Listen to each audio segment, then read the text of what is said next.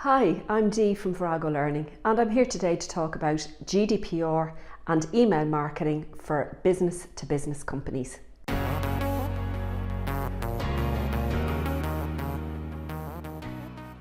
Yes, I know what you're thinking. GDPR has been done to death. We've generated acres of newsprint. There's been millions of posts in relation to it. But actually, as I travel around and talk to the small business community, I've noticed that there are a lot of organisations that are still very much grappling with the practical application of GDPR. But today we're going to talk about some different approaches to email communications that will keep you compliant at minimum cost. The first thing we need to talk about is data management. There are 6 legal bases under GDPR upon which you can rely to communicate with your customers. For the purposes of this short video tutorial, we're just going to talk about 2, and these 2 legal bases will actually cover most use cases for small businesses. The first of those is legitimate interest, and the second is consent. So legitimate interest is one of those areas which is slightly grey at the moment, and we don't have any case law to refer to yet, so we have to interpret it as best we can. The best way to explain this is to give you an example. So I'm an IT company and I sell IT systems to my customers. To enable me to fulfill the contract with that customer, I would have to communicate with them in relation to maybe the design of the system, the delivery of the system, the deployment of the system. And that legal basis is called contractual necessity. And that's fairly cut and dry. I have a contract with a customer. I need to communicate with them and process their data to fulfill that particular contract. Here's where it gets interesting. Under legitimate interest, I could, for example, look at the life cycle of that equipment. And let's say the IT system, the typical asset life cycle is 5 years. I could actually, under legitimate interest, communicate with other individuals in that company with information that's related to that system. So for example, I might have to communicate with support staff in relation to patches or updating the software.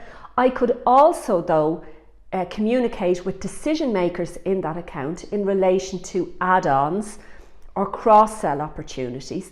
I can argue that that information is important to the customer because they've bought that system from me. So I can claim legitimate interest in communicating with that customer and the individuals within that account. The important thing here is, though, don't stretch the boundaries of legitimate interest too far, or you may fall foul of a complaint. Pre-GDPR, many organisations went out and actually sent thousands and thousands of emails asking customers to resubscribe to communications. If they were existing customers, there was probably no need to do that because you can continue to communicate with those customers under the legitimate interest clause. The second basis upon which you can communicate and process customer data is consent. And look, that's fairly cut and dry. Either you have permission from somebody to communicate with them or you don't. The typical scenarios here are where you might use a piece of content, for example, a report or a white paper. You might run a display advertising campaign and invite people to click on your landing page and to download that piece of content in return for their details. The important point here is to make sure that you include a link on your contact form that actually points to the privacy statement on your site. Because under the legislation, if people consent to communications, you should make them aware at the earliest possible stage of what they're consenting to. So that is, why you're processing their data, how long you're going to retain their data, etc., etc. So very important to include that little icon with a link to the privacy statement so people know the parameters within which you're managing their data. That's consent.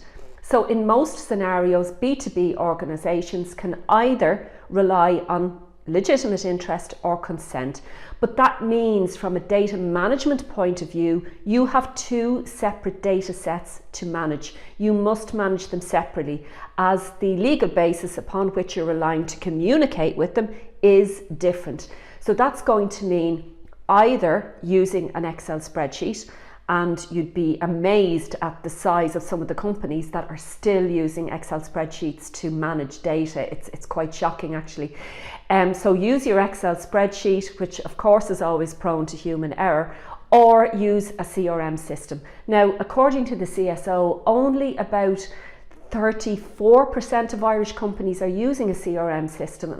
And I would strongly encourage you to use a CRM system if you haven't already. And I think perhaps this GDPR compliance might drive increasing adoption of CRM systems in Ireland. One of the ones I can recommend and that I've used with some of my small business clients is Zoho. It's free to sign up. You can do some basic contact management, add a few users at no charge, and it's a really nice way to kind of dip your toe in the water in terms of how you manage your data. Here's the disclaimer bit. I am not a legal practitioner, so in all cases I advise customers to take legal advice in relation to the daily GDPR activities. I hope you found this video useful. If you did, please comment or share it with your colleagues. There's also more information on the Virago Learning blog, which you'll find at viragolearning.com. Thanks for listening and have a good day.